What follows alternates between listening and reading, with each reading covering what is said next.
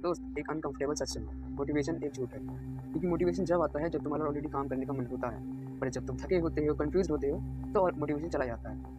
इसीलिए विनर्स कभी मोटिवेशन का वेट नहीं करते, वो अपने गोल्स को पाने के लिए सिर्फ डिसिप्लिन का पीछा करते हैं। मैंने डिसिप्लिन और मोटिवेशन के पीछे एक वीडियो बना रखी है, तो आप इसी चैनल पर जाकर देख सकते हैं। तो अब इस वीडियो में किस बारे में बात करेंगे कि मोटिवेशन झूठ क्यों है और तुम क्या कर सकते हो मोटिवेशन बिना मोटिवेशन के काम करने के लिए।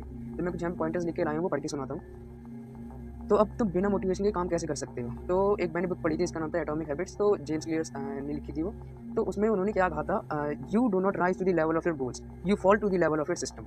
यानी कि गोल्स बनाना यूजलेस है जब तक तुम्हारे पास कोई सिस्टम नहीं है। अब सिस्टम का मतलब होता है रूटीन्स। अगर तुम स्पेसिफिक रूटीन फॉलो नहीं करते हो अपने गोल्स को पाने के लिए, तो तुम्हारे जो गोल्स हैं वो बेकार हैं। अब ये जो बुक है एटॉमिक हैबिट्स, तो इसमें लिखा था जेम्स क्लियर साहब ने कि गोल्स बनाना बहुत जरूरी, रूटीन्स बनाना बहुत ज़रूरी है अपने गोल्स को पाने के लिए। तो अब इन सिस्टम्स को कैसे बिल्ड करें वो भी लिख के आया हूँ।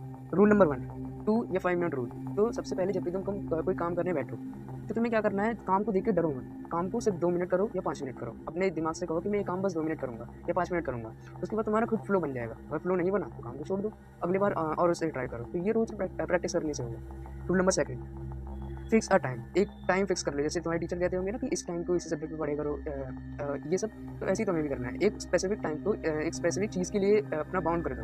स्पेसिफिक टाइम पे बायोलॉजी पढ़ना, स्पेसिफिक टाइम पे मैथ्स पढ़ना। रूल नंबर 3, एनवायरनमेंट को कंट्रोल करो। जो तुम्हारे आसपास है उसे कंट्रोल करो। अब एनवायरनमेंट को कैसे कंट्रोल कर सकते हो?